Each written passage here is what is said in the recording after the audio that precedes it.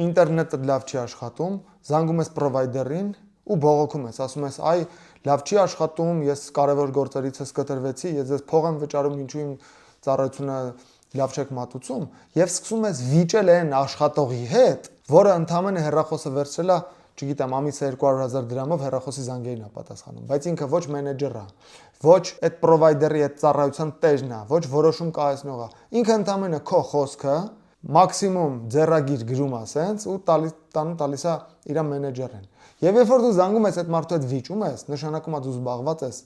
100%-ով անիմաստ գործողությամբ։ Դու վիճում ես որոշում չկայացնողների հետ։ Դրա համար երբ որ ամեն անգամ դուք զանգում եք ինչ-որ մի ֆիրմա, որ ինչ-որ մի հարց բարձեք, առաջին հարցով պիտի հետաքրքրվեք ով է այնտեղ որոշում կայացնողը։ Դուք որոշում կայացնողի հետ պիտի խոսեք, եթե վիճում եք, եթե բողոքում եք, որոշում կայացնողին պիտի